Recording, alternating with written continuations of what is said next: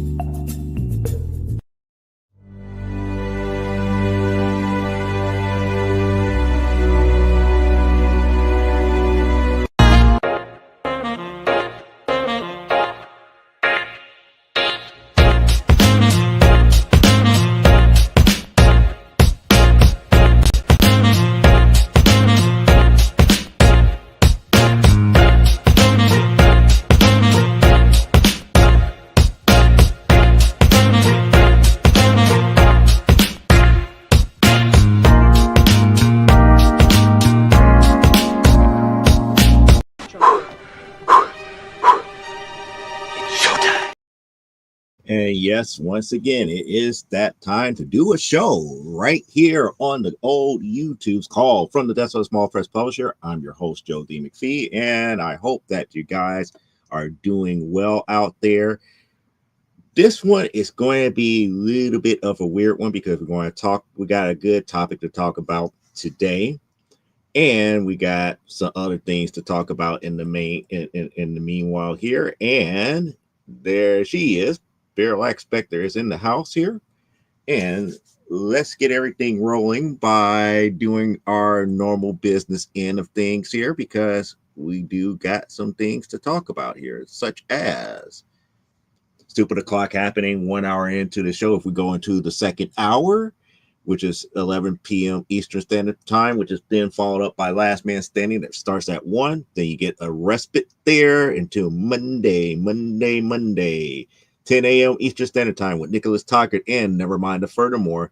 And let's not forget on Thursdays, right here on this YouTube channel called From the Desk of a Small Press Publisher, we have Comic Book Spectrum, 7 p.m. Central, 8 p.m. Eastern Standard Time.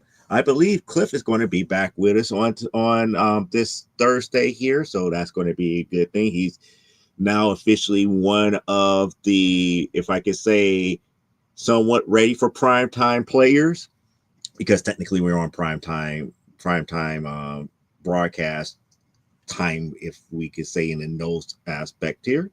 But nevertheless, Comic Book Spectrum, 7 p.m. Central Standard Time, which means it is that time once again for us to discuss and look at some comics. Because why? We got a handful of them already, because it is time for new comic book pickups for the week. And yes, there is a handful. It's not many, but small little handful. Now, I did give you a preview of these things here, and the preview book, was the Tribe #2.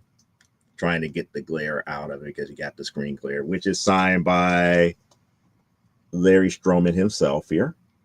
Getting the glare. There it is. There's the signature by Stroman. So this is Tribe #2.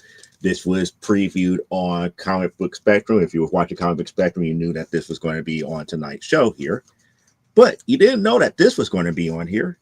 We got the full run of Spider-Woman Volume 2, which is the Julia Carpenter Spider-Woman. So we finally got a full run of it. Issue 1, 2, 3, and 4. So that finally showed up here. We got another Dazzler #3 that came. And surprisingly enough, I think this was for the low price of like $5. We got Scotty Young Thorin 1 for the low price of $5 here. And that is pretty much comic book pickups for this week here. Now, eventually I'm going to have to go back to storage, put all the stuff that's been coming in over the winter season in storage here, which gets to our next bit of things here, which is news and accountability. Boy, do we have some news and some accountability to talk about today here. News wise, it's if you kept up with the social media and everything, it is, well, technically it is official now. We are 100% paid up booth wise for C2E2. We're still going to have our same booth at 829. That the payment was finalized earlier this morning. No, today is Saturday. So yeah, earlier this morning. I'm about to say Saturday. It's like, I'm already thinking about tomorrow. But yeah, it was finalized this morning and everything. I just had to wait for ReedPop to verify that they received payment and everything, because like I said, it's not cool when you're having people to wait and everything to that magnitude here. Now, as far as accountability, we're on page 44 now. We're about to go into the last match of this book here. That is, if I remember correctly, that is going to be Chief Mother Eagle versus Slamazon in the main event here for issue number 5. So that's going to cover like the last 8 pages of issue number 5. And once we get the graphics done, take us no time to get the lettering finished and into the hands of a person like Elaine, where we could get the books ready to go to print here for C2E2. Yeah, we're running up against the clock and everything. And like I stated before, we are not going to crowdfunding for this book here. And I already explained the reasons why I'm moving away from crowdfunding. I'm not saying that people shouldn't crowdfund, but for what we do here at CGC Studios, we're not seeing growth in those platforms as far as getting newer readers to our books and everything here. So that's one of the reasons why we're doing that here. And here's going to be the other kicker here. Between now and the end of this month, this is going to be one heck of a month for comic book pickups here. Reason being is that I finally got all of the invoices, outstanding invoices for books that were being held for me paid off. What then? I know some of you are like up here scratching your heads like, well, what does that really mean? So all the new books that was being held for me about to get ready to come in. Some old school Wonder Woman Volume 1 books are going to come in. Books that I asked for specifically are going to come in. I mean, we're getting from all different sources for all different points of the United States here. So be prepared for some very, very long new comic book pickups for the week, depending on how they arrive here and everything. And yours truly was able to get some Hulk packs, some of the Hulk packs that they've been doing on Whatnot. I wasn't there to be an authorized seller, but I was able to get a couple of packs here, paying, somewhat retail. I'm thinking about selling those issues that's in those packs individually, but I may sell one or maybe 2 still sealed, but it's still up in the air. If I get them before this weekend, and when I say this weekend, I talk about this upcoming weekend, because this following Saturday, we're going to be on Whatnot again. If we get them before that Whatnot show, we may open one and sell the individual content, individual books. We may open them all, or we may have, open some and sell a sealed. We don't know. If really going to come back down to how these books are selling after this weekend, because this was the weekend that Whatnot released them into the wild for in honor of the Captain America movie. So it's really kind of like one of those things that it's, how can I say this? If you have the original books, expect the increase in your books here. But if you're a variant hunter, and this is the thing that I'm not 100% certain how CGC is going to classify this, because technically these books are reprints. But what I suspect what CGC and CBCS and all the grading companies are going to do, they're going to say that these books that was just released up under this pack are actual whatnot variants. So it's really up in the air if they're going to classify it as a reprint or if they're going to classify it as a whatnot variant. If they do the whatnot variant, who knows? But I'm not going to speculate on these books because, like I said, I already have the first printing. I already have the first printing than the reprints. But then again, you got people who want the prismatic covers and the gold covers and the silver covers. Now, the sketch covers, that's a whole different ball game because they did release, I believe it was 5 or 6 sketch covers. There are one of ones. So far, 2 have been discovered. Well, actually, I was made aware of only 2 being discovered and pulled. So there's at least 3 to 4 more that have not been found as of yet in the wild. So if somebody has those books, good, fine and dandy. If one of my 3 packs have them, guess what? Y'all ain't getting it. Y'all ain't getting it. I'm not selling it. I'm not selling it because it's a one of one. Those are the types of books that I would get encapsulated and be like, it goes in the archive. It goes in the annals of history. And yes, I'm still working with said benefactors for the gallery and museum and everything. So that is moving along as well here. But the major concern that I wanted to bring up in this aspect here for the accountability and everything is that Primetime Saturday Night number 5 is getting closer to completion here. We still got a few other things to take care of, such as the last 8 pages. Once the last 8 pages are done, we get everything lettered. We get it over to Elaine. She works her editorial magic, telling me, "Dummy, that doesn't make sense in this story. This doesn't make sense in that story. I would say it this way instead of that way because it makes more sense." Those are the types of edits that I need, not just the copy editing type stuff, but somebody really diving in and saying, "Nope, that doesn't make sense. This doesn't make sense in the story, but that would. If you work it this way, then you can make it work a lot better." So those are the key things here.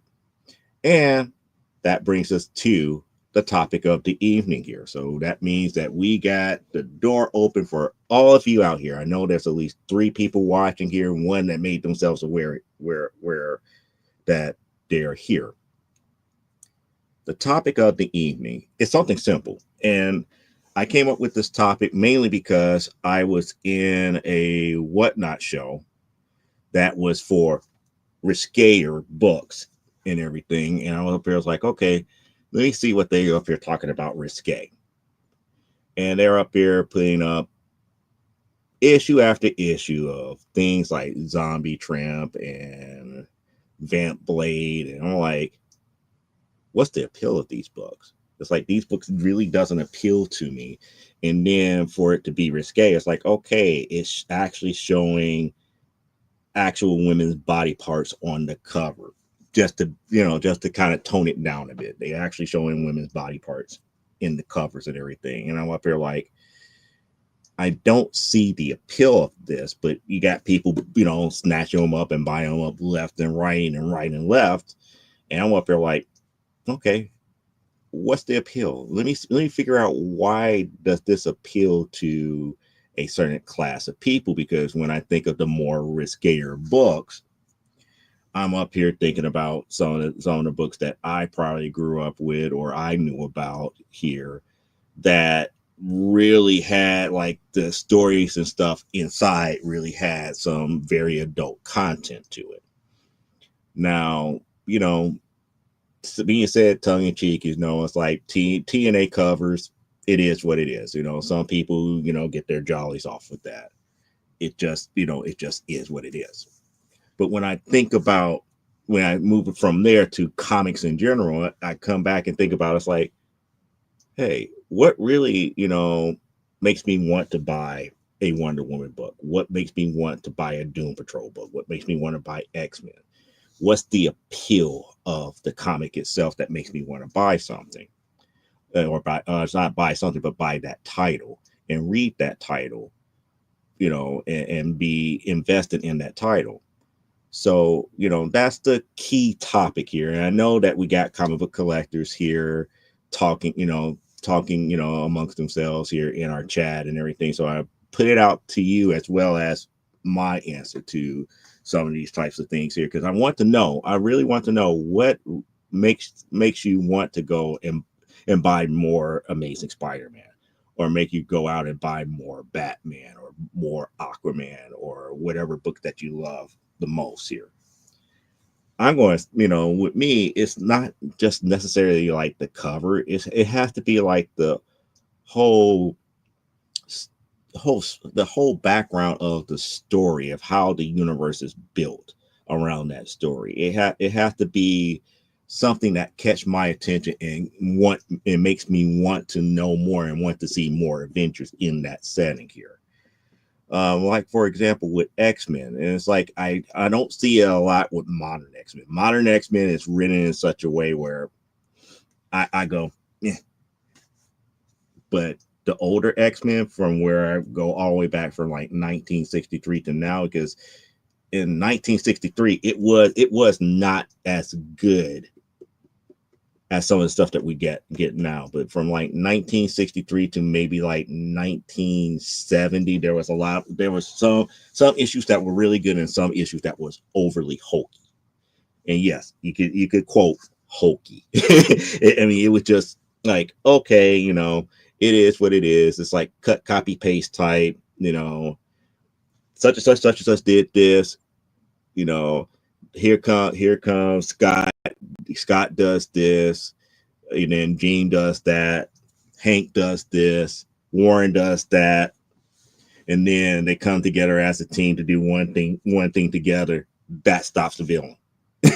The end.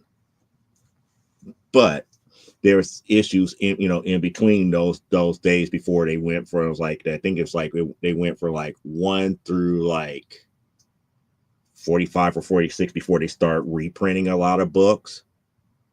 And then after the reprints is when most people start paying attention again. And that was right around when Cochran took over in, I want to say like 94 and 95, issue 94 and 95, before we got Giant Size X-Men 1. Because Cochran did Giant Size X-Men 1. And then that's when Claremont took over with John Byrne. And that's the era that most people remember the most, mid 70s to maybe early 90s, like 90, 91. That X-Men, Uncanny X-Men run is what most people remember the most and have fond memories of. But during that time, I loved the stories because they went in depth. It wasn't just about, the villain of the week that they was fighting. It was more about how each individual characters was living their lives and how certain aspects of the mission was changing their their personal journeys. The whole thing about Scott leaving the X-Men and Rogue joining the X-Men and getting in trouble with the military and all the other stuff, Storm becoming, almost becoming like a vampire queen and everything to that magnitude, the discovery of the Morlocks, getting into the fact that, we had Mr. Sinister and Nimrod showing up during that time. I mean, it was a lot of stuff that was going on in X-Men during that time. And it wasn't until like the late 90s, early 2000s, then we get Grant Morrison with new X-Men and the secondary mutations and redefining how a story is supposed to progress here. And then after that, the quality just went down. But for some people, it was their X-Men. For me, it was like, roller coaster ride to get something that was, good, nice, and decent here. With Wonder Woman, it's a little bit different. It's like, it was like I stated before. It's like, that was one of the books that, like, my grandmother got myself and my sister into back when she was still living. And the books that she grew up with are far different than what we got today. Now, she grew up during the time of Moulton's writing, and a lot of stuff that was going on there. That was the generation of Wonder Woman that she has. The books that we ended up getting, when I was smaller, when I was in like my early teens, was more of the stuff that we was getting in like the early 70s, late 60s, early 70s. So I was right around that, where the whole Linda Carter era type show and what DC was doing then. It wasn't hokey like the 1940s, 50s, and 50s were, but it was more along the lines like you saw the change. You saw the change because they changed Wonder Woman to fit the times of what was going on. So it's like she fit the time frame that they was publishing her, and that kind of tracked until we got to the Perez Volume 2. Perez Volume 2 went back to the basics and went back to the whole thing with the Greek lore and Themyscira and all the other stuff in the very beginning, before she came over here to like the United States and everything to that magnitude. And it redefined who she was to the betterment of the character. You could say so. But after they ended Volume 2, they did the New 52 version. The New 52, it wasn't bad, but it wasn't good. And when I say it wasn't bad, it tried to retcon some of the things that people didn't like with the Perez, but they didn't do it all that well. So no, well, I take that back. Volume 3 was Donson. Donson pretty much kind of like paralleled what the Perez era did, or I should say Volume 2 did, to a certain degree. It wasn't until Volume 4 with New 52 that they went back and they tried to redefine how the Greek gods would actually be in this modern day era. So it kind of redefined what Diana was. And then we get to Volume 5, which was Rebirth, which is supposed to fix everything that people didn't like with New 52, and it really didn't do much of anything as far as fixing the lore, but it did a lot more to further the legacy of what she was. And then we got Tom King, Volume 6. And we're just going to leave it there. But when I look at those two titles by itself, it wasn't the cover that drew me in. It wasn't, the artwork inside of the book that drew me in. It was just the stories that was being told. Did I like every story that was being told? No. But because I liked what was going on in that universe for those two major titles, I stuck with them. Unlike, let's say, like Doom Patrol. And I do have to say this here, at one time I was a very, fair weather fan when it comes to Doom Patrol. And the reason I have to say it that way is because I was introduced to Doom Patrol not from Volume 2. I was introduced to Volume 1 stuff. So when I got introduced to the Volume 1 Doom Patrol stuff dealing with the original 5, and people was like, what do you mean original 5? It was originally 4, but it expanded to 5. I will dare say 6, but that would mean that I would have to go through the whole thing about how Mento was once in, but they blackballed him out. But we had Machine Man, Negative Man, Niles Calder, Elastigirl, Rita Farr, and Beast Boy. And if we go, like I said, if we say 6, that would mean that we have to deal with Mento, who was temporarily there. Ended up marrying Rita until he went completely cuckoo for Cocoa Puffs, and they blackballed him out. But that was the whole thing. And then reading the whole, I believe it was 121, which is supposed to be the supposed death of the majority of the team. It was one of those things that makes it makes you kind of wonder. It's like it makes you kind of wonder. It's like, what could come next? How would they bring them back? And then we get into volume 2, where the mystery was still there, but the way that they wrote it is like the only person that truly survived was Clint, aka Robot Man. And the way that they explained Robot Man surviving was okay.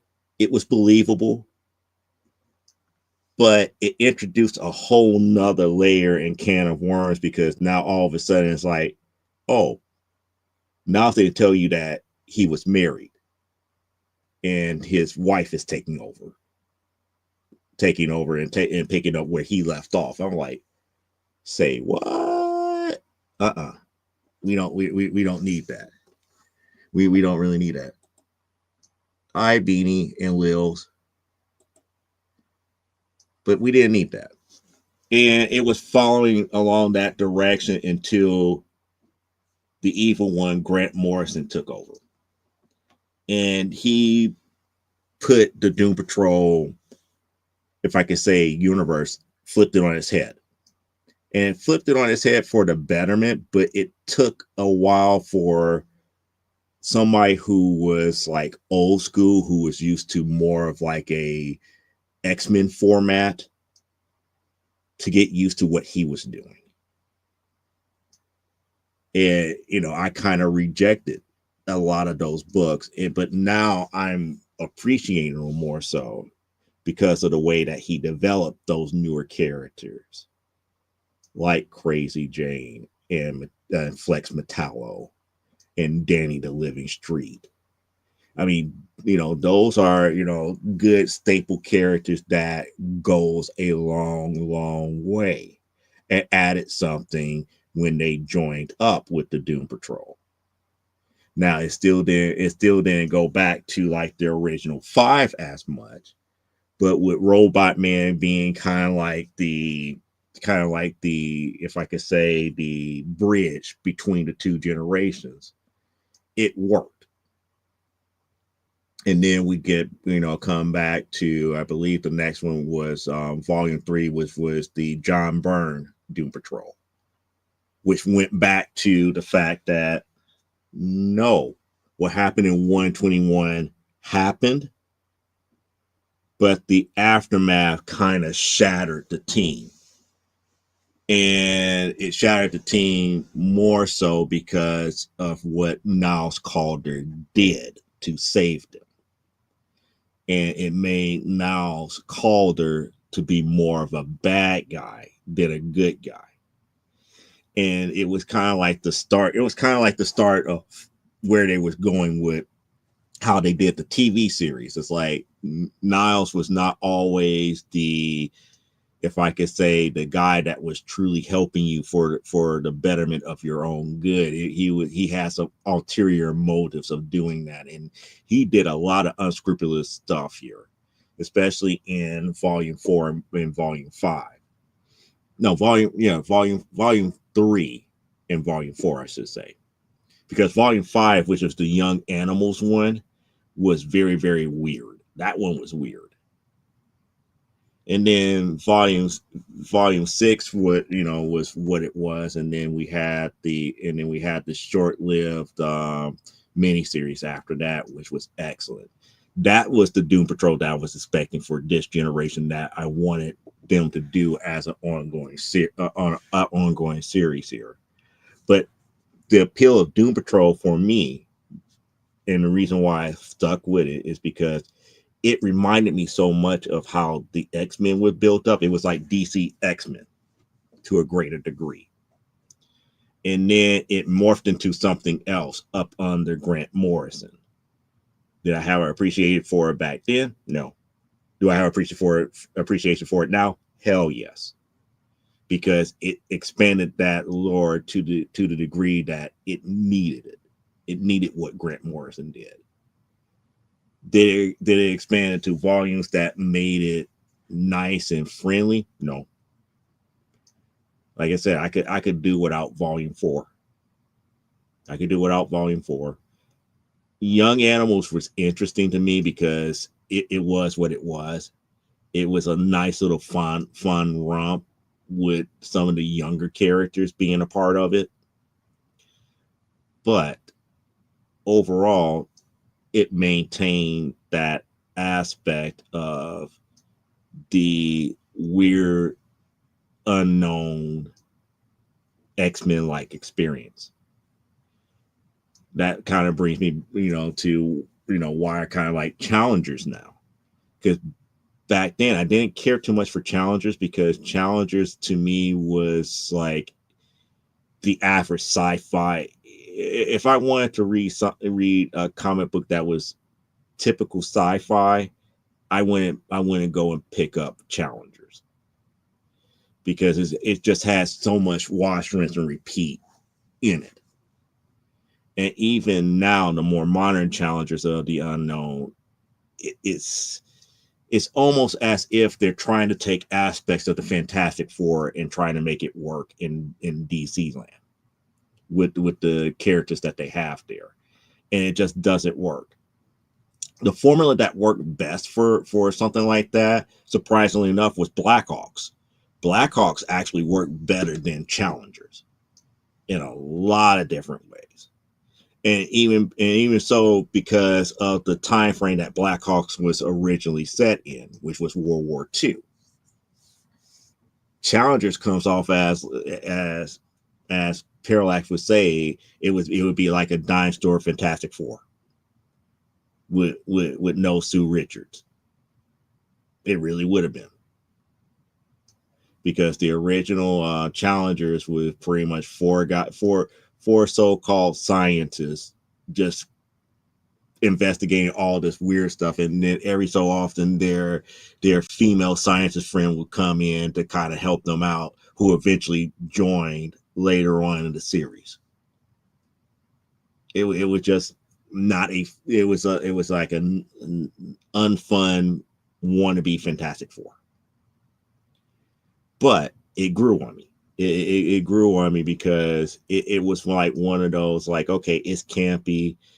But the thing about it is, like, the stuff that they kind of investigated later on down the road became interesting. Could they had a better dynamic for that team? Yes, way better dynamic and everything here.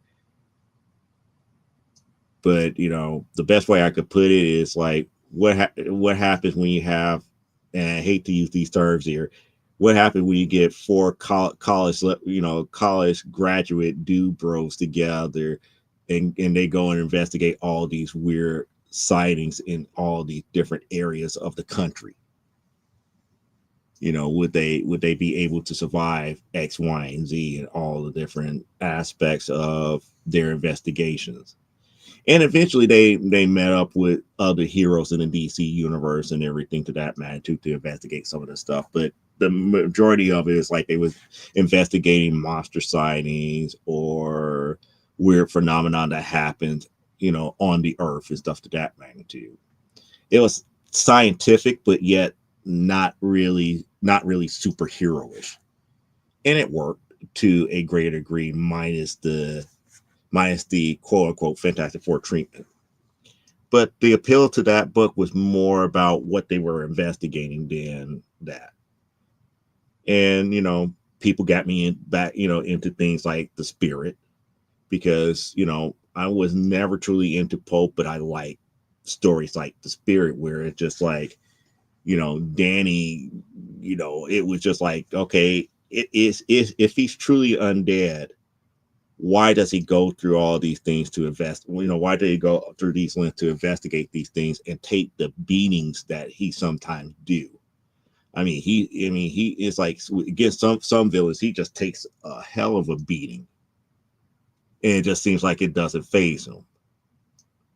And then there's a sort of amount of characters that's there that is more interesting than the main character, Danny. You got Ebony Brown, who truly is a caricature. He truly is a character for the times, because you have to think 1940s, 1950s African American who is somewhat a pretty decent detective, but you have to deal with the broken English and the caricatures of African Americans back then. And then you also have to deal with caricatures of women back then too. But Spirit had a lot of deep storylines that makes you wonder. And that was one of those books, one of those books that I still like and collect and everything here. And I already told you about Eel O'Brien. It wasn't the covers or anything to that magnitude. It was just over the years picking up a Plastic Man book here, or picking up a JLA where he was in it, and just seeing how he matured and how they sometimes written Plastic Man made me love Eel O'Brien, or I should say Patrick O'Brien, more so than anything else.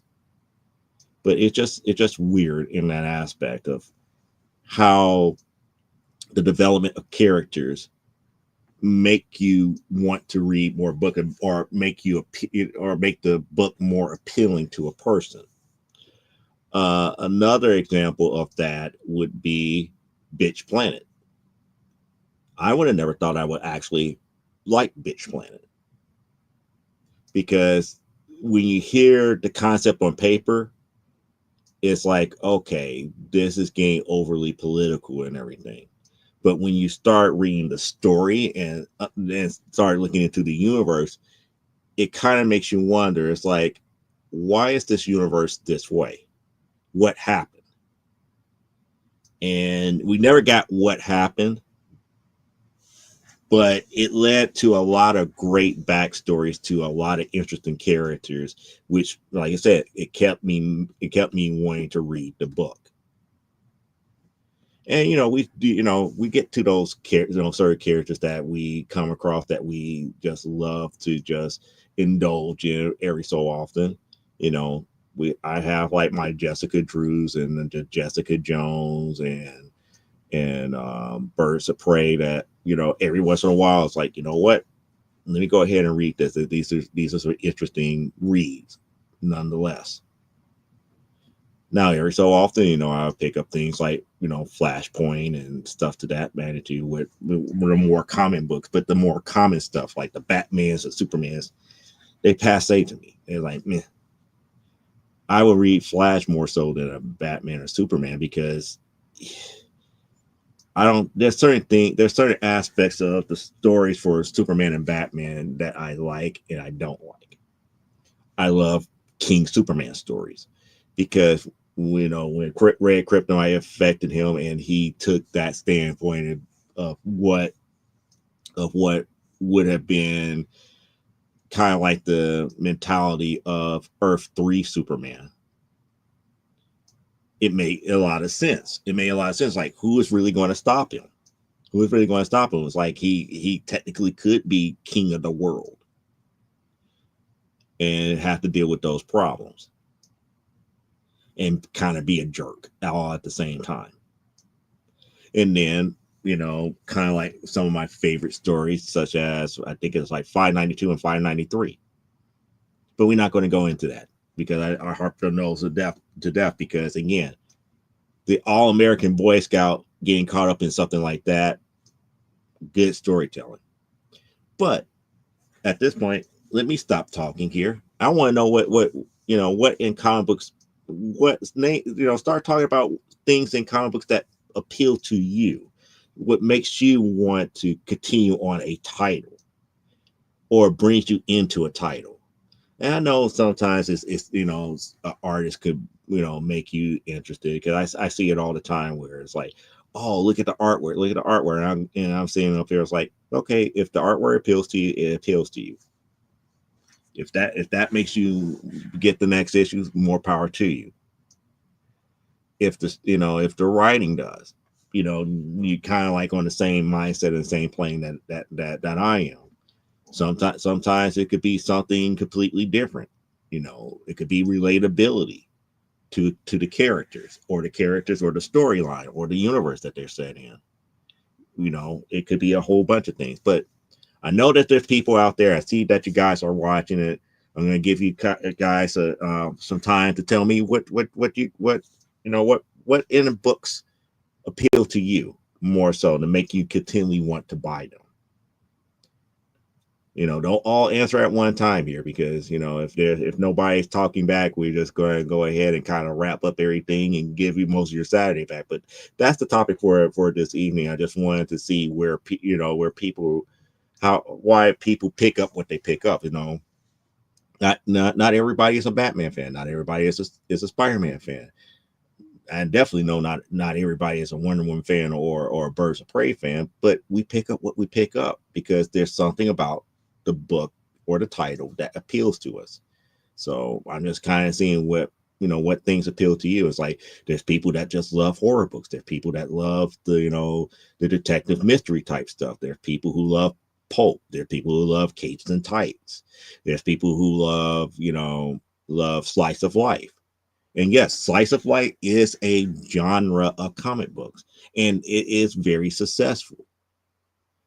And I wish people would not knock slice of life books down, such as like Strangers in Paradise is a good example of a slice of life book, or Lumberjanes is another slice of life book that they don't. As like, I'm not an avid reader of either one of them, but the issues that I read are pretty decent. Such as Liberty Meadows is another slice of life book. Now, does it paint a good picture of Frank Cho? Not so much, but it is what it is. It was a decent read as a slice of life book here. But I'm shutting up now. I'm just waiting for comments to come in for you guys to type away to let me know what in comics appeals to you more so than anything, to keep you buying, and whatnot, to what brings you into a title and keep you there. So, like I said, everybody don't speak up at once here. I know. I like Chicken Bucket. Chicken Bucket.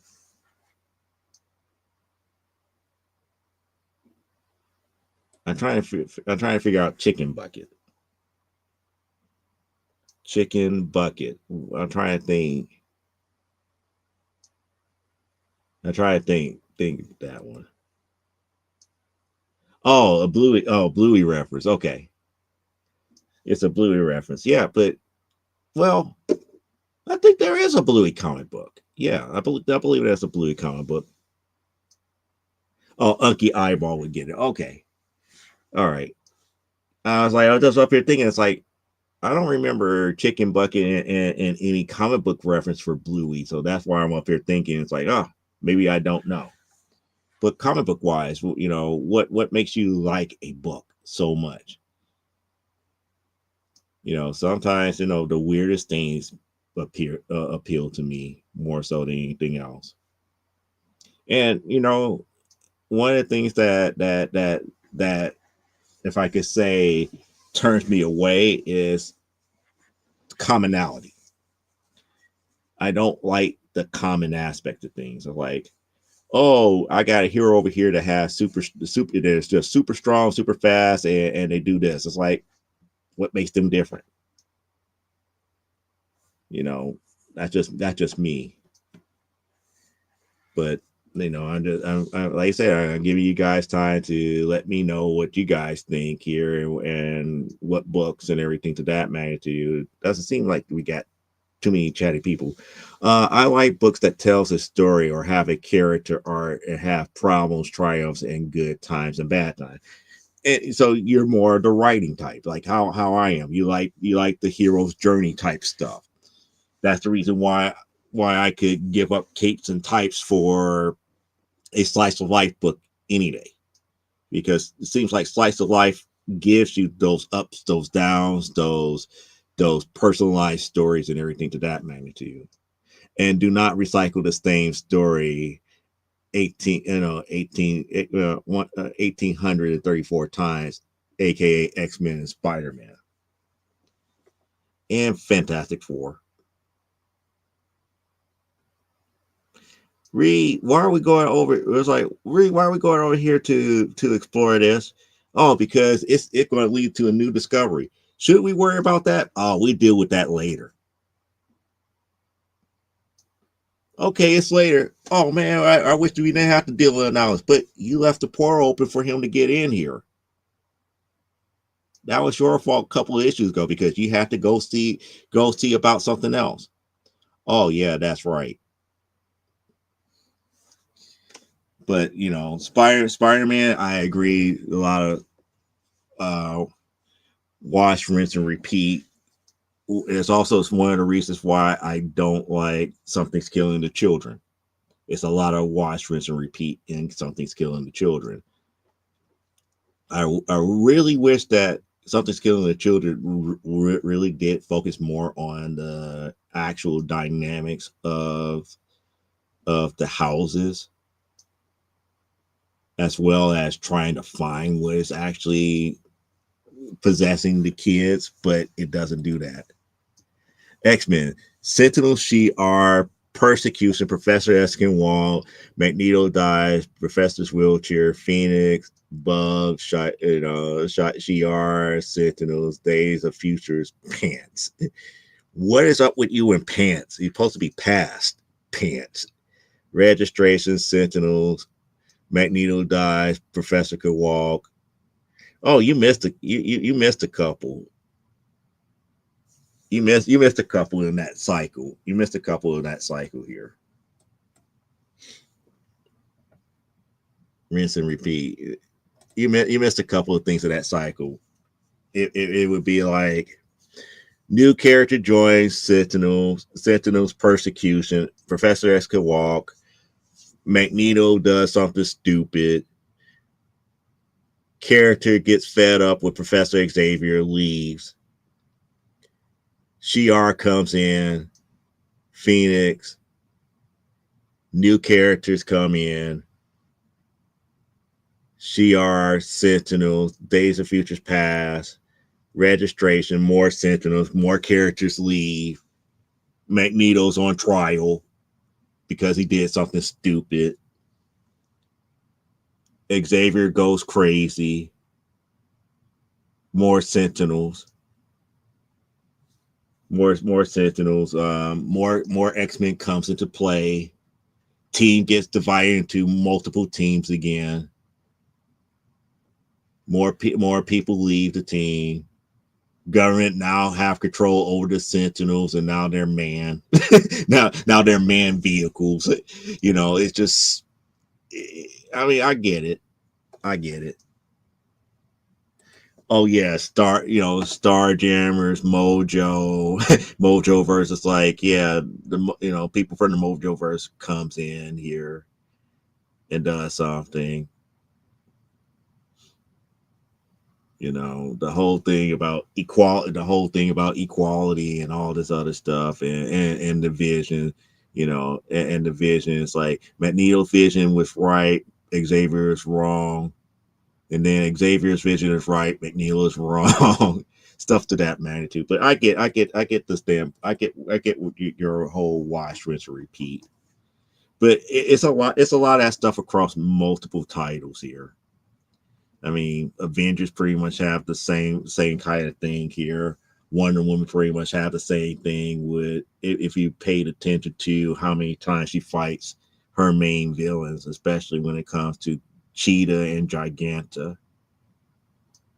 Speaking of which, I did watch this one good video talking about Giganta and her evolution. And it's like, you know what? I guess like I'm not jealous of it, but I kind of wish I would have wrote it, because the person who did the video was kind of right. In the from the golden age to when they did the challenge of the Super Friends, Giganta only appeared 4 times in the books. 4. Yeah, 4. 4. It was 4 times in the book. And Hanna-Barbera knew about the name Giganta, but they didn't use any of the source material, so they kind of rewrote her and gave her origin to kind of fit what was going on as a possible foil for Apache Chief. Now, that origin was pretty much canned by DC, because again, DC did not really approve that origin for Giganta. It wasn't until the Perez version of Wonder Woman where they brought Giganta back. And when they brought Giganta back, they did not use the original origin for her. They kind of did an amalgamated version to reference the older stuff, but yet make it brand new. They created a character called Dr. Doris Zuul, and the rest was history, based upon, you know, Dr. Doris Zuul being kind of like an amalgamation of the Golden Age Giganta and what they did in the Hanna-Barbera cartoon, because her origin was more or less that she was dying from like this rare form of cancer, and she pretty much needed a body to survive. So she was up here trying to take Wonder Woman's body and everything. And in her first foray in the books, what ended up happening is that she was unsuccessful, and her assistants eventually put her mind inside of a gorilla.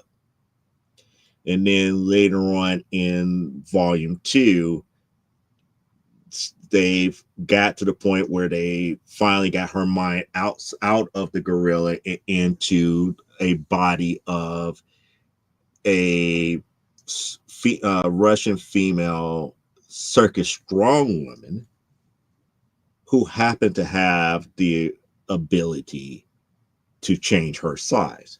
Now, they never explained how this so-called circus strong woman was able to have that ability. They never explained it in the comics, but that was the reason why Giganta, the way that they explained Giganta had the power to grow in the modern era, to match up to what they did in Hanna-Barbera, because Giganta never had that ability in the Golden Age.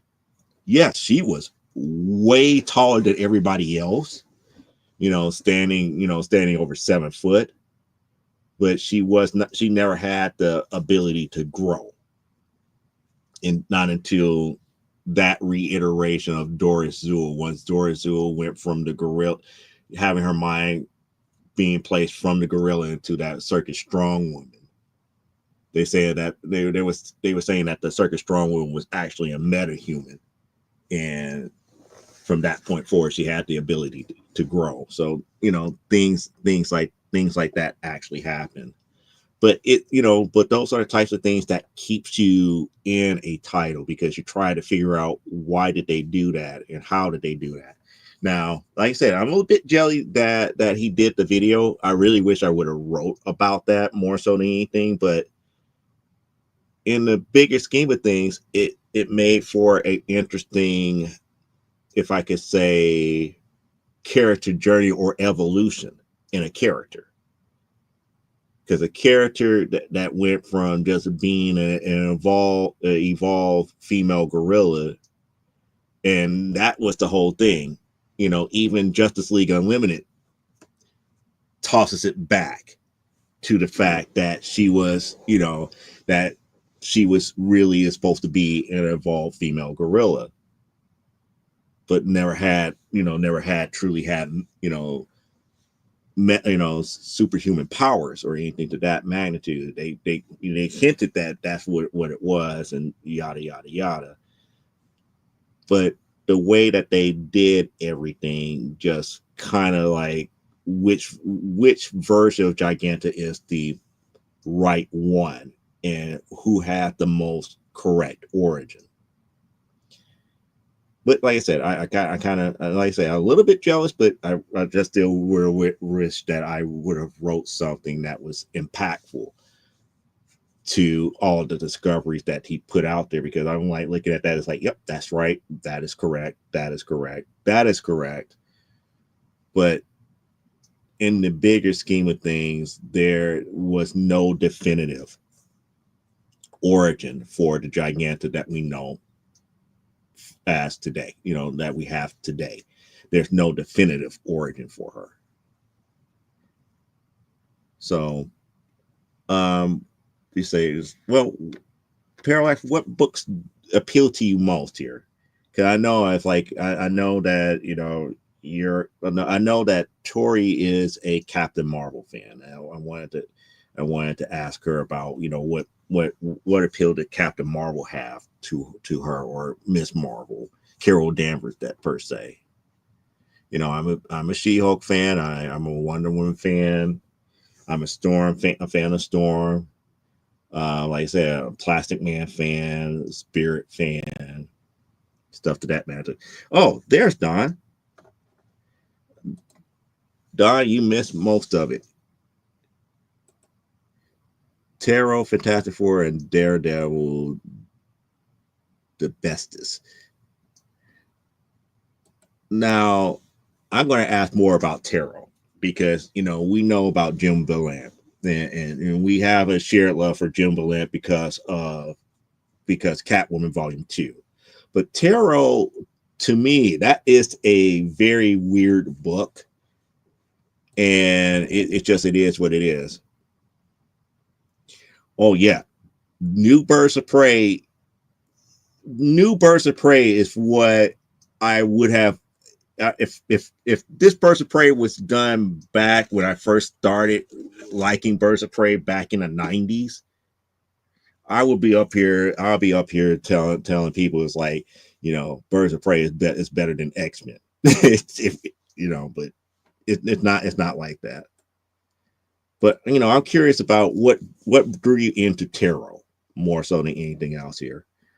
Don, just to I'm not certain if you caught the first part of the show here where I actually talked about I was able to get 3 of the Hulk packs, so I got 3 now. I'm not certain if I'm going to sell what's in those Hulk packs individually because I just had them to ship them to me. So I'm not certain if I'm going to sell them as a pack or if I'm going to open them up and sell the books individually here. But the question on the table here is like, what is it in your favorite comic book that draws you into it? What appeals? What in it appeals to you so much that makes you want to continue buying that book? That's the key thing here. And she's saying Tarot is actually well written within a lore of witchcraft and such. See, that's, on the surface level, the fact of lore of witchcraft is like you have to be one that loves like the occult. And I can see something like that. I can see something like that interesting people in that aspect when you look at it in that aspect here. But when I look at a lot of the covers, it's like, okay, yes, this could be misconstrued as a TNA book when it really isn't. And I know that Tarot is not a TNA book. It's just well drawn. It has a lot of curvy women, but it is a well done book per se. And Don was going, nice, nice. Yeah, but most people don't get past the nudity. Exactly. So that's what makes me wonder. It's like, those who buy TNA books just because of the body parts, the female body parts being promptly shown more so than anything else. It's like, what is it about the book that is appealing to you outside of that? And if it is that, more power to you. It is what it is.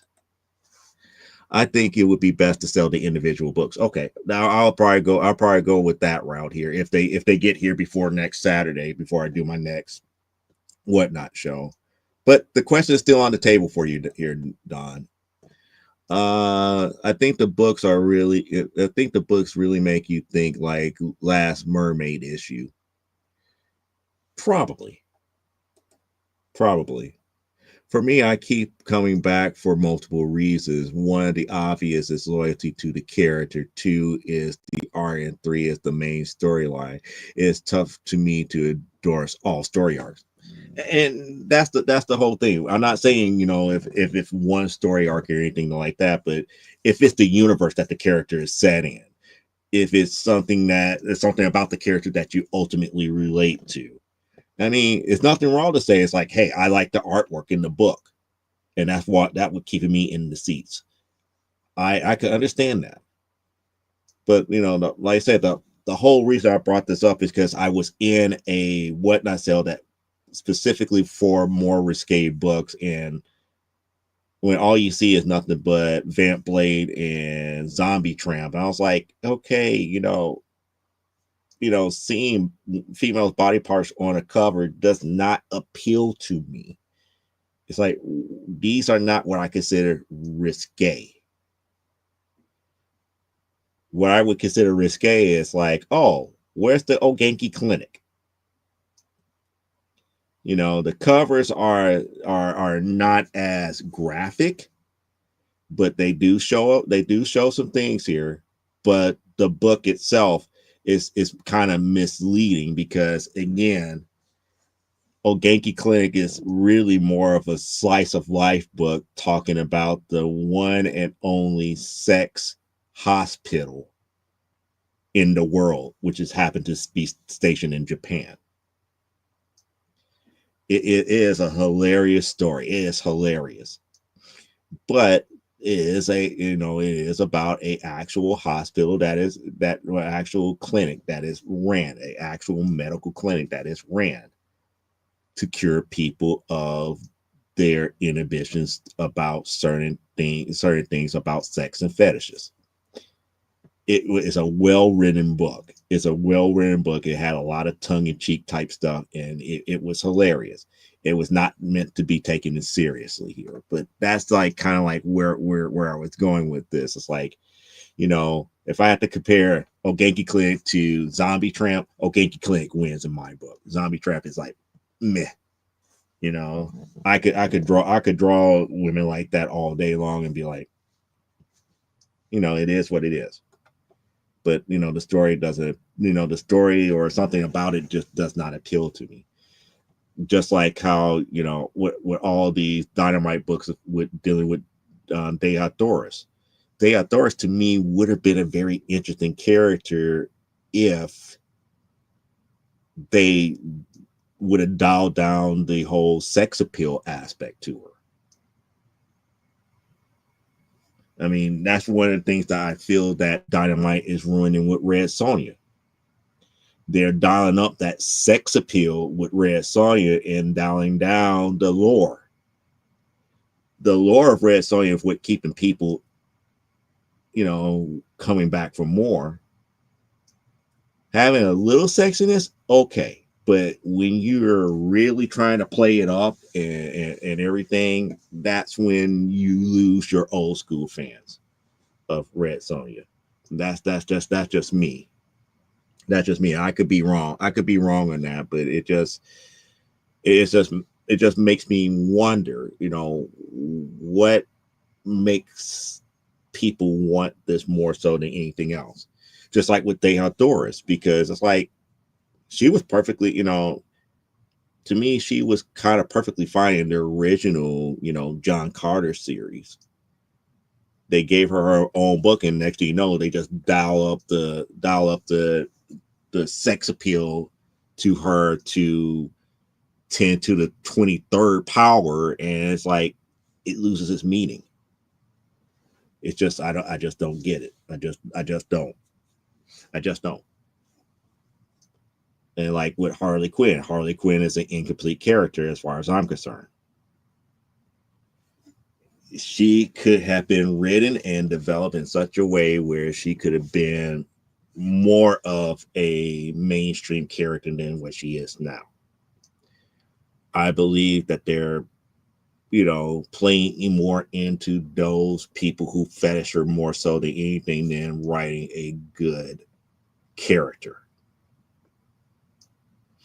And reason I say it that way is like they want the crazy kooky, cynical psychotic woman instead of the misunderstood psychologist who've been through some stuff. But that's just me. Being got Raiders of the Lost Ark, Joe and the Lost Volcano, Die Hard, and Three Amigos, and Firestorm on VHS.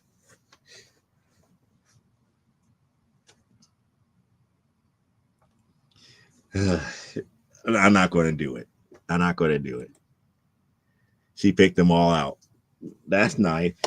It's like it's like as soon as I read Three Amigos, only thing I thought about was that's all I thought about. First thing that came to my mind, Three Amigos. Yeah, for her unky eyeball. Yep. Yeah, Three Amigos. That's a fun movie. Raiders is a fun movie. Joe and the volcano. Joe versus the volcano. That one could have been better. I believe I like Romancing the Stone better than Joe and the Volcano, because they pretty much almost had the same premise towards the end. The end of Romancing the Stone and Joe and the Volcano pretty much was the same. Yep. She has all of those. It's like all of those are good formats. Yep. Yep. It's like I think about Three Amigos, but again, Three Amigos is a classic. It should be a cult classic. Three Amigos, just like Nacho Libre to me is going to be a cult classic. Was it a good movie? No, but it's a cult classic because it was something different. It was something different, and they did do Lucha Libre some justice here, but Jack Black as an actor trying to pull that off, it just wasn't believable. It's like she paid $2 a piece for them and sent them to him. Nice. It is. I mean, it is. It's like Steve Martin, Martin Short, and Chevy Chase. And it's just so hilarious. It's like they receive a letter from a small town in Central America who actually thought that they were actual heroes and not movie actors. That is just it's just so much of a cult classic. And what makes it so much of a cult classic is that we had another movie that pretty much did the exact same thing, but in a different time era.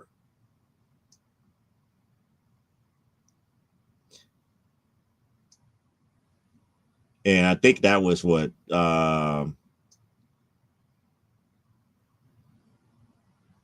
Tropic Thunder. The movie that almost canceled Robert Downey Jr. And if you ever see Tropic Thunder, that movie was hilarious. It's not a cult classic, but it was hilarious, and it proved its point. It proved its point, dog. Yeah, Casa de Mi Madre. It's all should be a cult classic too. Yep, I agree. I agree. But if it wasn't for Three Amigos, we probably would not have Tropic Thunder because Three Amigos did what Tropic Thunder did correctly. Yeah, it should be a cult classic. I mean, it's just weird. It's just one of those movies that you get that good laugh. You get that good laugh and everything here. Oh, that also reminds me of one thing. Getting off topic for a second here. Um, up here where I'm at here in the Midwest, did you know that they actually converted Clue to a play slash musical now? And I was like, out of all things, why Clue? And then I thought about it. It's like, you know what? The movie worked, and the people who created this new play and everything loved the movie. They loved the board game, and they figure out a way to make it interactive for an audience to watch along as they go through the play. And they're saying that the play actually has multiple endings. I was like, huh, that's interesting. I hope it's not a train wreck, but it just is. No, no, the booth I had for a long time. It's like I told people I signed my contract back in 2024. I just finally paid for it to make it official. Because once you sign the contract, it does not necessarily mean that your booth is there. You have to pay for it. If you don't pay for it by the time that the show comes, you're still liable for the loss of revenue for them. So that's the reason why I was like, oh yeah, let me make it official. We got it there. Yep. Oh, why you need to come? You know, if you could afford it, come on out to McCormick Place and have some fun. Come on out to have some fun at McCormick Place and everything. I would show. It's like I would show things like vouchers and stuff here, but I don't feel like redacting stuff. It'd be too much stuff to redact, like account numbers and all this other stuff off of the invoices and everything. Be like, see, this is what the invoice looks like. This is what the contract says. I think no, I don't even have this. The contract that I signed. At least not the redacted version. I might. Hold on. I'm going. This is kind of like behind the scenes type stuff. So let's while I'm looking for this, keep telling me about stuff that you guys like and don't like and everything like here. It shouldn't take me that long to find the application here because I sent it in and I can show you in the application and for the C2E2 application what they were talking about here.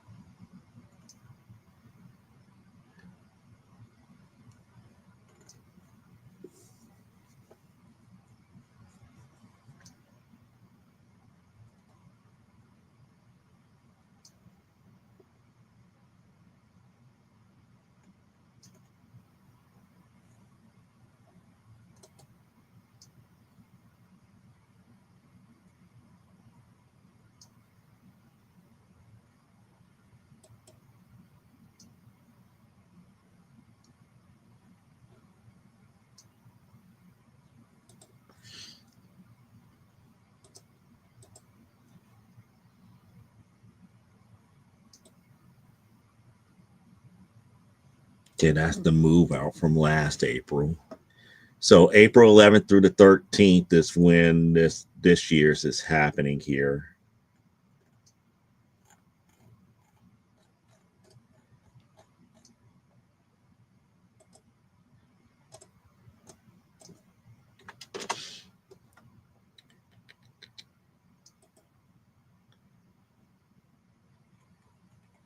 Oh yeah, I have to do that too.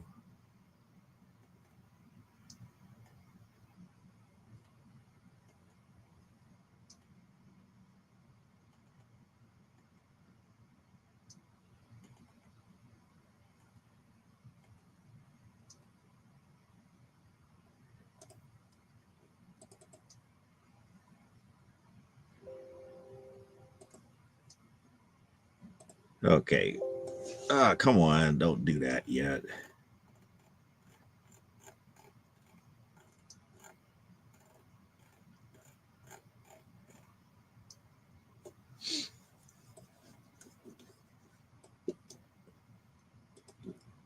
So I'm doing this where I could show you guys what this was sent in back in July of 2024 here.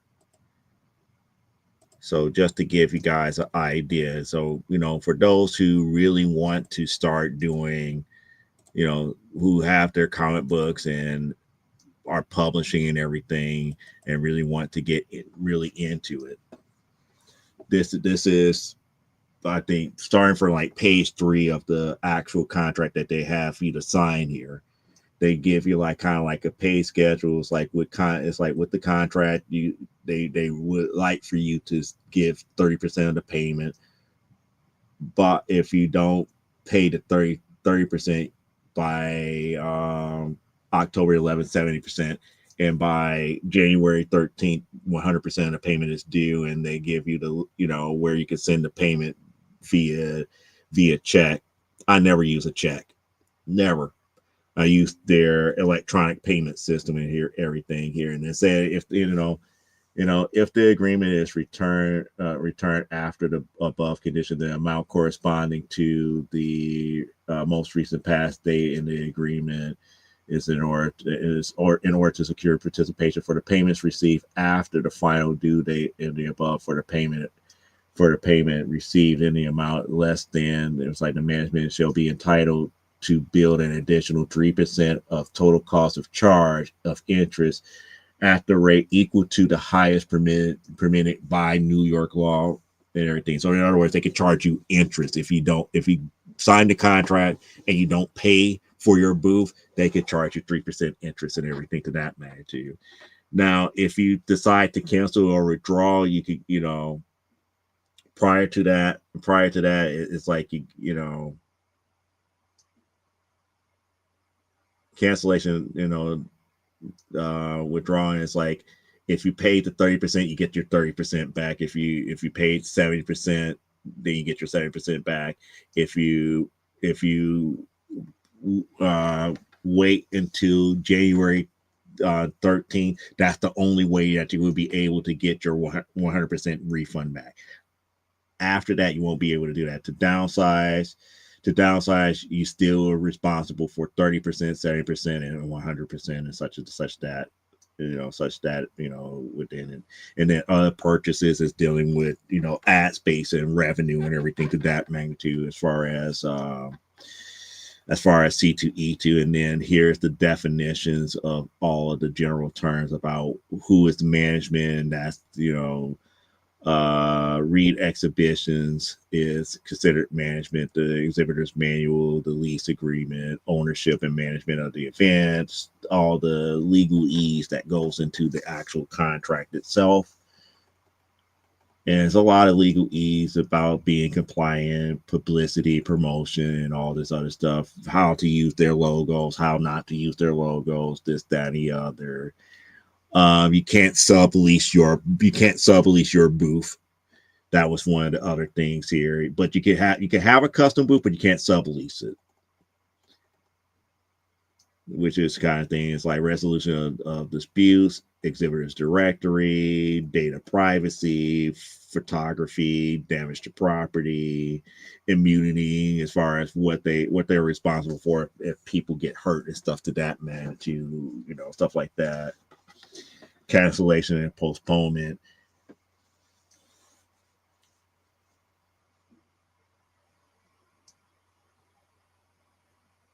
Let's see, it's like now they have, here's the clause that deals with what happens if another pandemic actually happens and everything to that magnitude. It's like if a force majeure shall be any cause or such circumstance beyond the management reasonable control, including and without limiting fire, storm, casualty, flood, epidemic, pandemic, world organization, travel advisory, earthquake, hurricanes, yada yada yada yada, act of war, this. Platform cancellation involves, there's any technical impossibilities within the and pretty much anything that's at the God, and they explain what your rights and everything is to everything to that magnitude as far as that is concerned. And then this was just telling when I actually signed the document and everything to that magnitude, and when the document was created, when I actually signed it, when it got emailed over, and all the other nice little stuff. And that's pretty much it, without showing all of the other incidental information here. But that's pretty much what a contract truly looks like when you fill it out for C2E2 or any major conventions, such as anything ran by Reed Exhibitions or Comic-Con International or any other major outfit here. Did y'all discuss the new pack drops? No, we haven't discussed the new pack drops pretty much, other than the fact that I was able to buy 3 of them. I was able to get 3 of them today. So that's pretty much what's it here. Actually, I don't know how she feels about them. I mentioned it. This weekend they had the new Hulk Whatnot packs that came out on Whatnot, and those are the so-called reprints of all the stuff that came out. So it's like, where Sam Wilson first becomes the new Captain America, Hulk Volume 2, Hulk Volume 2, Hulk Volume, I think it's Hulk Volume, no, yeah, Hulk Volume, no, Hulk Volume 1, Hulk Volume 1, Issue 1, Captain America, Sam Wilson, Captain America 6. I don't know what the Sam Wilson as Cap Wolf. I don't know what that issue is, and it was another one. Yeah, it's like it wouldn't be on your radar because they're literally reprints. They're literally reprints. They're not even facsimile. They're reprints because they have different advertisement and everything on them. And I mentioned it earlier before. I believe CGC is going to label those as Whatnot variants as opposed to being a reprint, and which is supposed to be a reprint. Yeah, it's like I don't know about the Cap packs here, but that's been mainly Hulk packs. Yeah, it's really made for the whole Captain America movie. It's Whatnot work with Marvel to have something available for the Cap Brave New World that had Red Hulk and Cap and Sam Wilson involved in it. Hulk isn't a big draw for comics. The movie is tanking. The movie actually did better than what people stated here. And this is one of the things that makes me so upset about how people consider what is tanking and what is not tanking.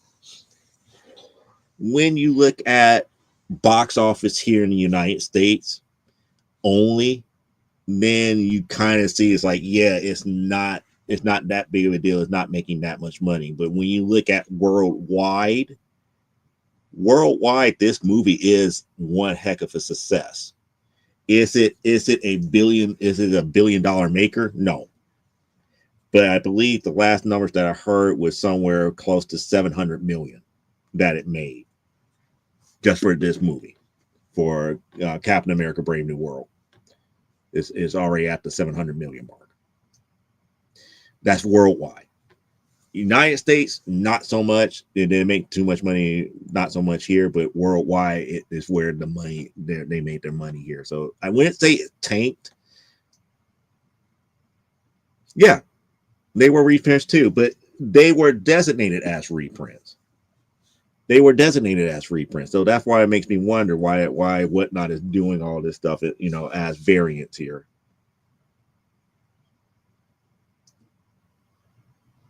Which it did.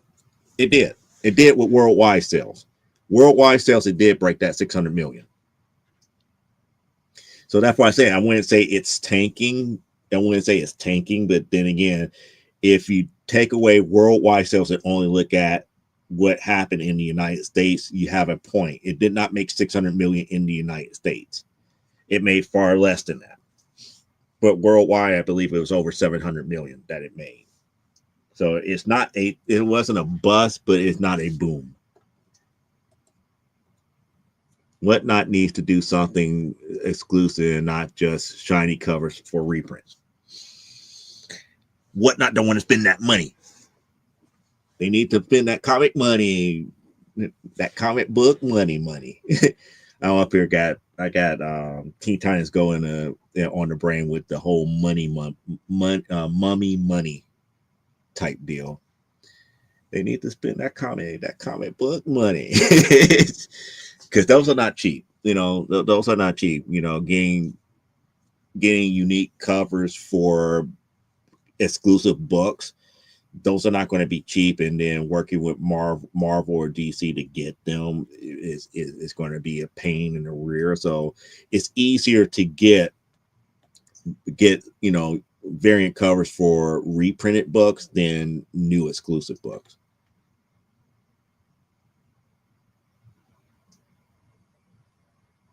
the more we eat it all up.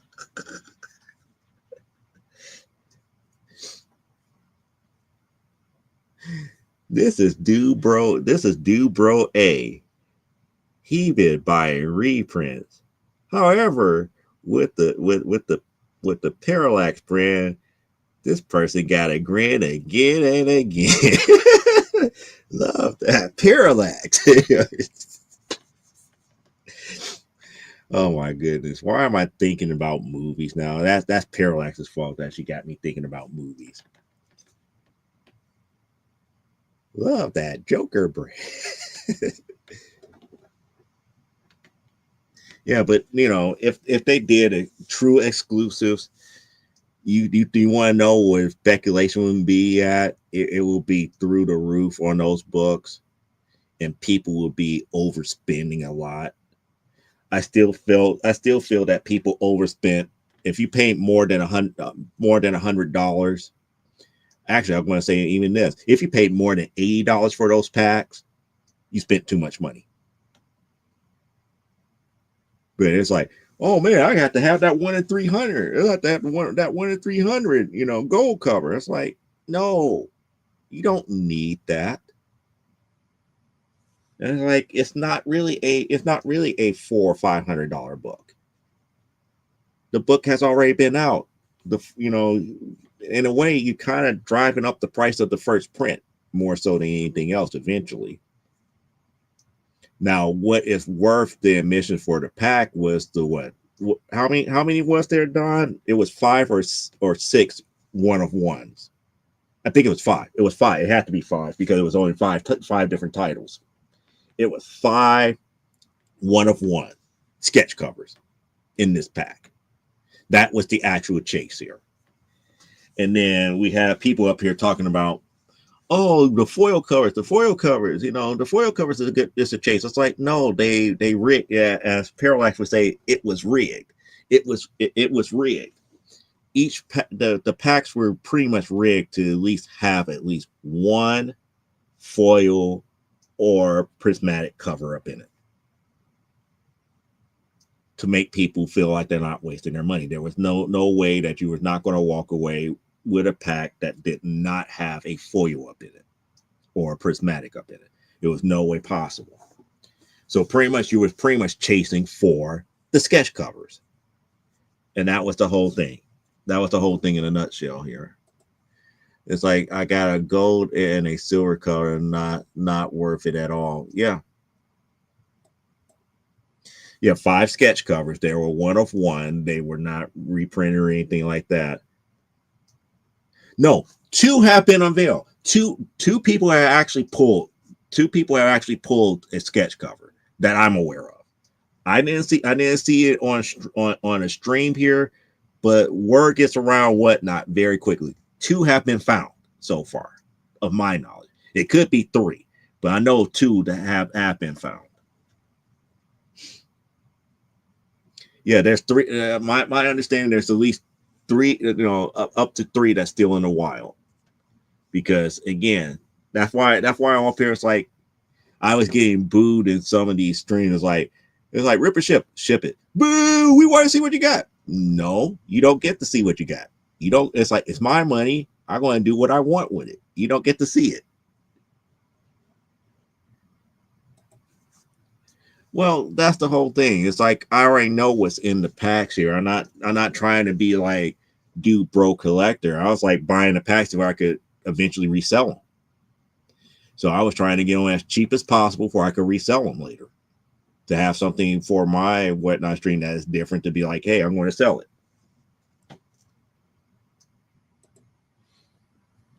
Yeah, we got 2 shipped and 2 ripped. So you never know. You might end up getting one of those sketches. Because I know if I got a sketch, I know the next thing that's going to happen is going to get encapsulated. It will get encapsulated. It will get the treatment that it needs, and we'll go from there.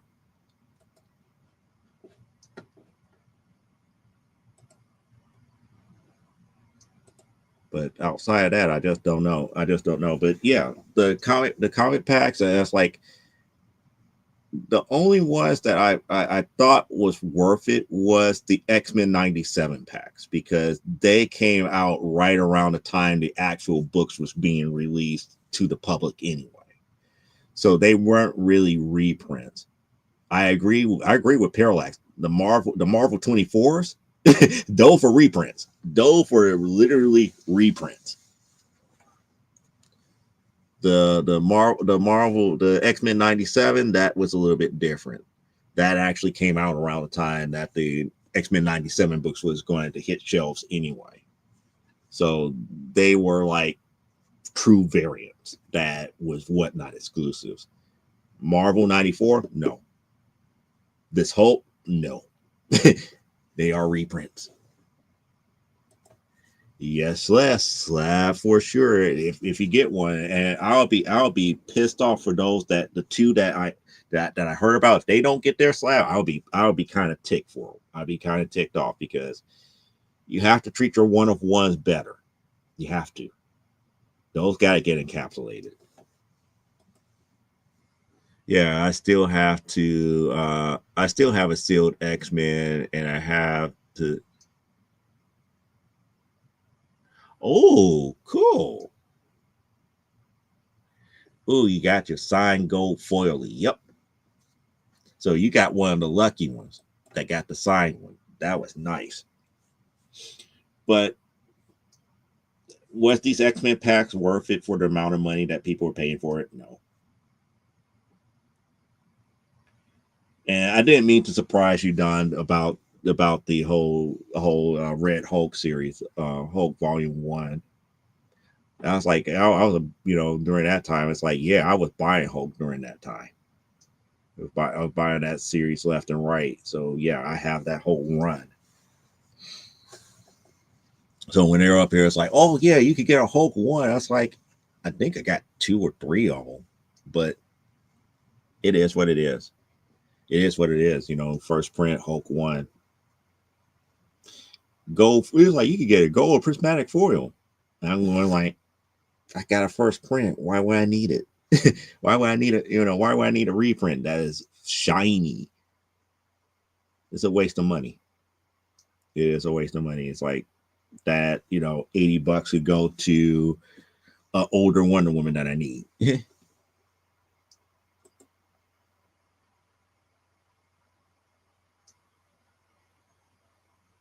Yep. Yep. I kind of figured you would. As long as it boosts your resales for them. Yeah. I mean, that's the only thing. That's the only thing I can do.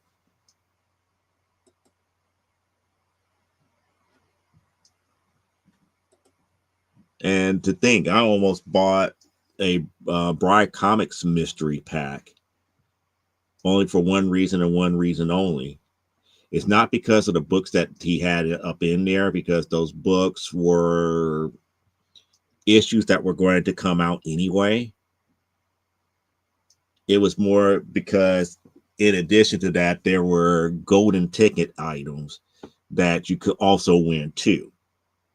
And if you happen to have like a specialized golden ticket, that golden ticket will eventually win you slash, such as, I believe he had like a giant size X-Men 1, Amazing Fantasy 15. We're talking about the original Amazing Fantasy 15, lower grade, like a 3.0, stuff to that magnitude. So yeah, people were buying those packs left and right, and it was like buying in droves of like 10 and 20.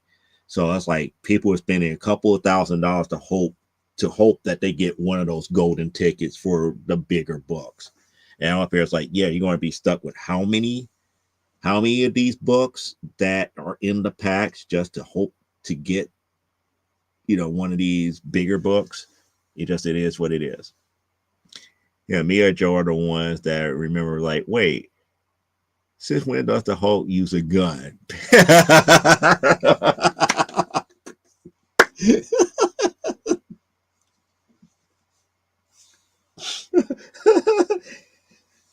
Yes, exactly. Exactly. Okay. Oh, yeah. Now it's like I'm still remembering which issues it was. It was Hulk 1, Cap 26, Sam Wilson, Captain America number 6, Hulk 22, where it was revealed that Thunderbolt Ross was the Hulk. I just don't know what that stupid Sam Wilson Capwolf issue that it was. I don't know what that issue was, but it is what it is. Yeah. Wait. Where did Hulk use a gun? Yeah. It just, one of those happen random type deals here. But is it worthwhile? Is it worthwhile for those that want the stuff? Sure. I'm not going to knock. I'm not going to knock people for wanting to have these packs. Heck, I messed up. I messed up by not being able to be available for that sales call on the 13th of February, or else I probably would have had some and been selling this week. But you live and learn, and to me, it's like, would I really be making money off of this? Not really.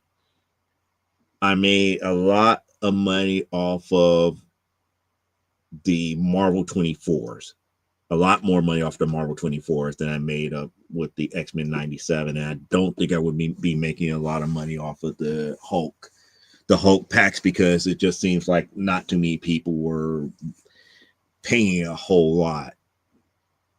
And Paralife remember, it's like people were paying close to $200 something for those Marvel 24 packs. They were barely paying 125 for the Hulk ones, and the X-Men was doing closer to 150 a pack. So just goes to show you. And if I was able to get 3 packs, all less than the price of $80, I think the cheapest one that I got was like 72 or something like that.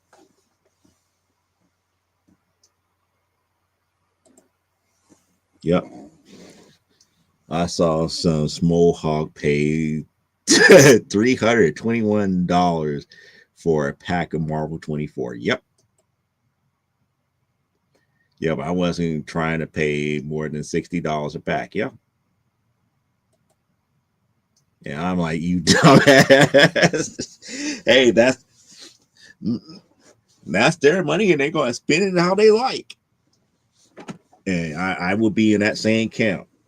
$321, unless you know that pack going to have like extra money up in it and it was specially marked for you to actually pick up. I don't know where in the world I'm going to spend $300 something for it. But they just had to have it. They just had to have it. But it is what it is. $320 would buy me an epic snack. Well, you like those decadent things, so that is just it is what it is. It is what it is. See, $320 would actually buy me a press. That's the way I would look at it. Like that would buy me a heat press. I can start pressing my books. $320 would actually buy me enough packing material through Sticker Mule. I could get a good supply of tape, a good supply of bookmarks, a good supply of poly mailer bags for $320. But it is what it is.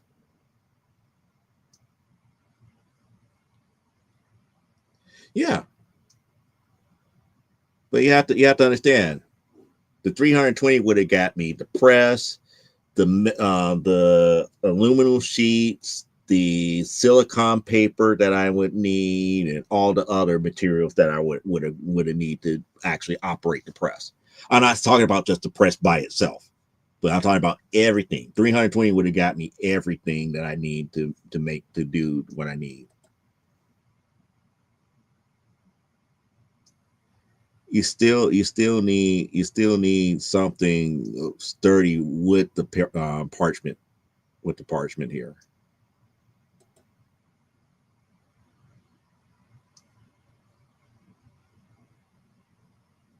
That's true. That is true. That is true. That is true. I will be doing older books. I will be doing things from like 1990 and before. So yeah, you're the truth there. Yeah, those turn into crackers. Yeah, newsprint. Again, building the humidity chamber and all the other stuff here. But $320 would have bought all of that stuff, and I would be like ready to go and wouldn't have to wait. Yeah, newsprint rocks. Yep. Smell good when cooking. But yeah, that's that's the way I would look at those types of things here. That it's like I could get me that could have got me probably another Wonder Woman 204 or an older book. For those who don't know, Wonder Woman 204 First Nubia. That's what that would have been. But it is what it is. It is what it is here. But people spend their money the way that they're going to spend their money. Of which we're getting close here. We got about I'm probably not going to be around 15 more minutes here. Yep, Nubia. Yep. Being is like, ooh, that's First Nubia. Newbie. Yes, that is First Nubia. Wonder Woman, Volume 1, Wonder Woman 204. Okay, Beanie, let's do this one here. Volume 1, Wonder Woman 9. What's that one?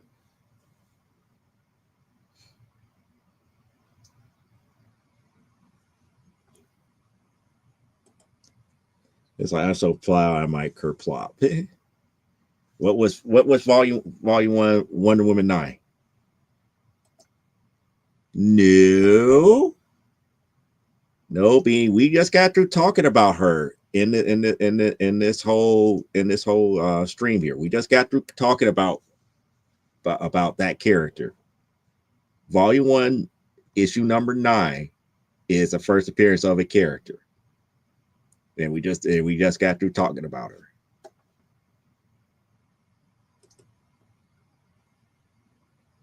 That is correct. That is Giganta. That was Giganta before she had that power. That was the first Giganta.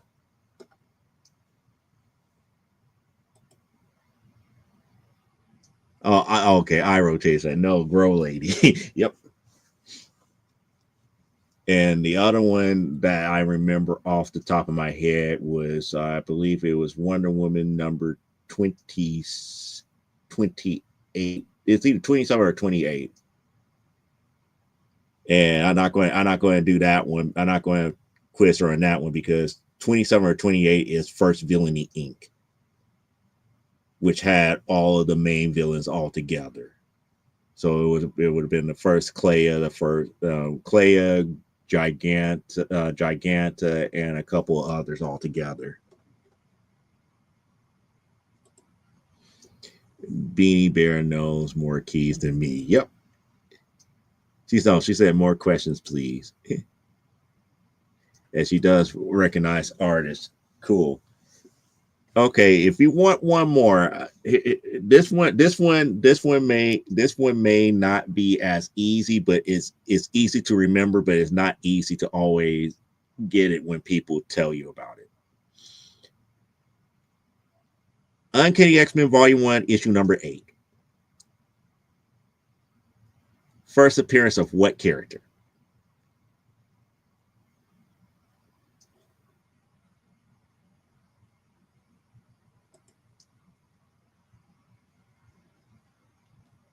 Billy's.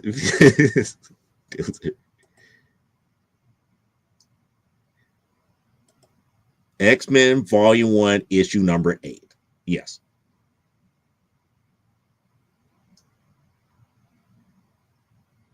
Only reason I bring it up because it is a first appearance key, and the character was never brought back in the comic book in X-Men or any other Marvel comic book afterwards.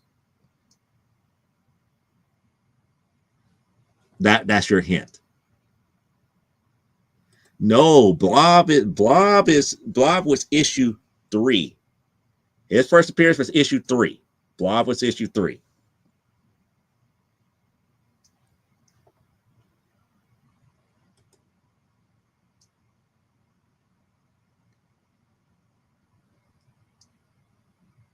Actually, I believe she is right. The Brotherhood of Evil Mutants was 4.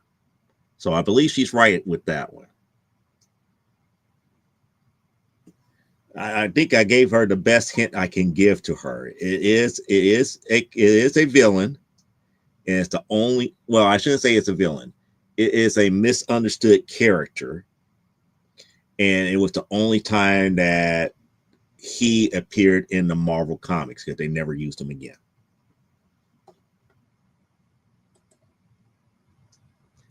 Let me know if you give up or not.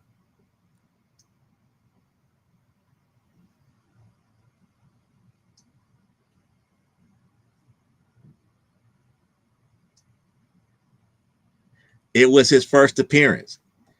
It was literally the guy's first and only appearance. So it does count. I know she has a point in logic.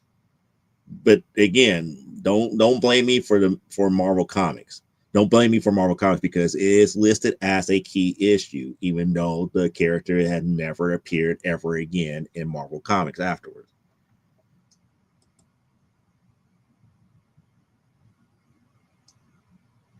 Yep, it's Uranus the Untouchable. It was a guy that literally could not be touched. It's like he has some type of weird mutant power that repels other people from touching him. It was just so weird. So it's like, yeah, that's like, yeah, the one timers don't count. She never heard of him. Yep. So you get booed. No, but that is a key, and it is a key, and it's one that I actually have graded. I actually got that one graded because it had that much history behind it, because it was like one of those things that it was like, how come they never used this character again? At least they used the Vanisher. At least they used the Vanisher, who was in issue number 2 more than once. Why did they use Uranus the Untouchable? I just don't know. Yeah, she's giggling. Why? Because Comic Tom decided.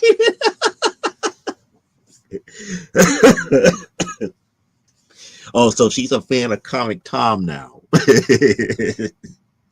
Yeah, there are hundreds of books with one-shot villains that were awesome, and then they were never used again. Yep, and he's one of them. He's one of them, and it's just like one of the X-Men villains that never popped up ever again. Yeah, it's like I'm just trying to think of first appearances off the top of my head that she probably would recognize right away. Like old school stuff here. I know I said that. Oh, like a Surgeon General, like Vermin. Yep, like Vermin. Vermin was another one. I'm trying to think. Dang it! What was his? I forgot what his first appearance was. And I have the book too. AK, it's like people who love the X-Men cartoon and love the character Morph. And I know Parallax going to say, but he was a dive store mimic from the comic books. Yeah. Actually, he was a more powerful version of Mimic from the comic books. Fuck Morph. It's like, yeah, Mimic was the prototype. Is the actual comic book character that Morph was made from. Morph did not exist in the comic book until they did the cartoon series in comic book form. Morph was concepted from Mimic, and Mimic had the mutant ability to mimic other people's powers at any given time. Morph sucks. It's like, and no way Wolverine should be upset to keep saying, and what about more every few episodes?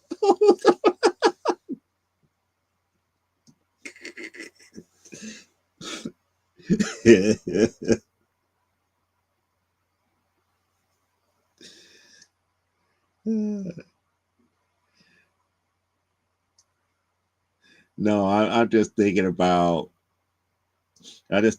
how Morph came back in the cartoon series after Mr. Sinister revived him, and he looked like he had no sleep with those big old bags up under his eyes and everything. Like, no, I'm okay.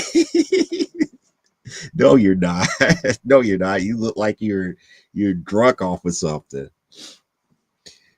Just like I wanted Cyclops to be like fuck more if he was like he worse than me.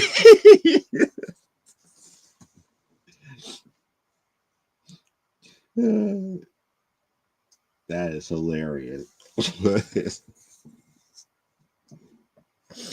Cyclops does not get any love, but then again, there's not much. Cyclops in a cartoon. Well, I take that back.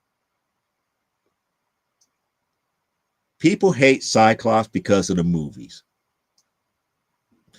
The cartoons didn't do him justice, but the movies, I have to admit, for me in X3, I did a standing ovation when Jean killed Cyclops. I did do a standing ovation because how they wrote Cyclops for the 3 X-Men movies, their initial X-Men movies, were garbage. They made him look so freaking weak. It was beyond ridiculous. You do? Why?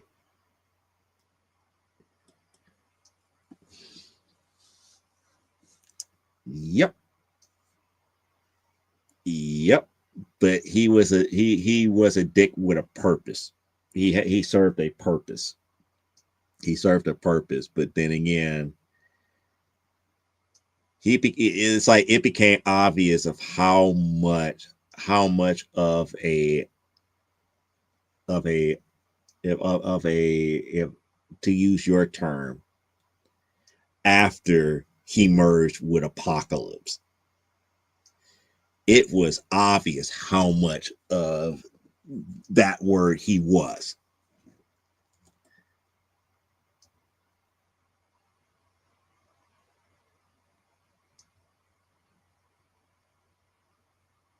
Yep, he would. Yep, he would. Until he merged with Apocalypse, and then it's like the whole thing with the White Queen trying to bring him back to his senses.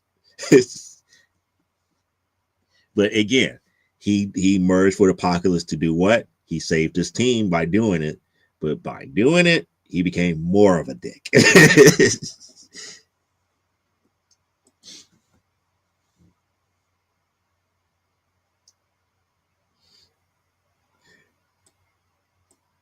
But it makes me wonder. You want to know something?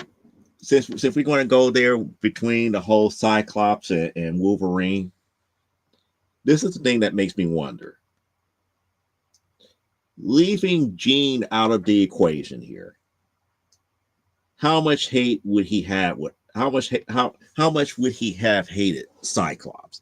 He would have respected. He would probably respected him more as the commander of the team than what he did if Jean was not in the middle of it. Because that's what I truly believe. Because Wolverine did not hate Cyclops because of how he did things. He hated Cyclops because he was kind of like anal, but he kept him from Jean. It's like, but then again, did Jean really love Scott in that same way? Because again, to me, if you truly love, I mean, like love an individual, it wouldn't be a second thought to be like, hey, like, hey, Logan, I can't do this. I love him. It would be like clear. It's like, hey, this is the boundary line. Don't cross that boundary line. Jean was like, I don't know, Logan. It's just like I feel this way about Scott. It's like, if you really feel that way about Scott, you got to be like, nah, dude. I got him in. What your man got to do with me? I got him in. I ain't trying to hear that.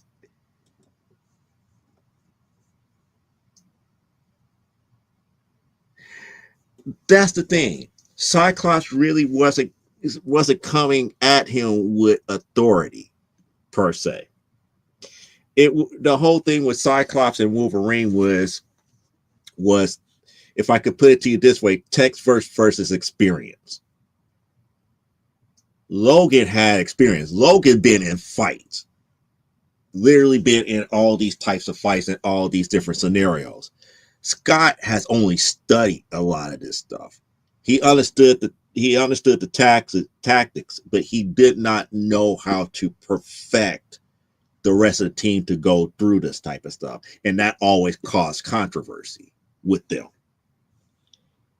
He would always at Scott's throat about method, not about what he was doing was right or wrong. It was just more about the method he's choosing to go about doing X, Y, and Z. Who is that? Being was like, give me this. It's like, who is it? I don't know who that is. Now you're going to make me look up stuff.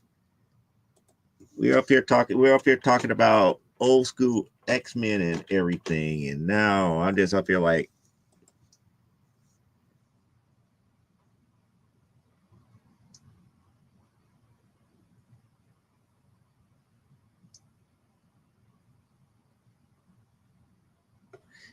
so she wants the autograph to Winnie the Pooh.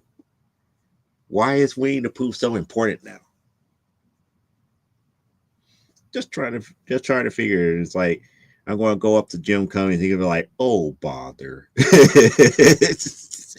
just like in Winnie the Pooh standpoint here. But it is what it is.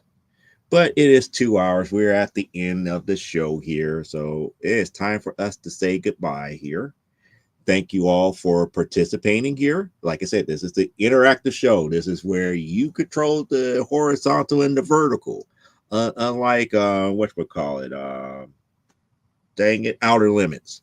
Almost, no. I was just like, one of the things I could tell Beanie here is don't make it to 10. It's like I'm getting closer and closer to making it to 10 hands, but don't make it to 10 hands, Beanie. These just go cuckoo for Cocoa Puffs when you get this far, because now I'm up here is like, why can't I remember stuff like I used to and can't say stuff like I used to? But I'm able to get pissed off quicker. But it is what it is. But I can't guarantee you about Winnie the Pooh autograph, but it is going to be just that way. But thank you all for participating in the question for today here.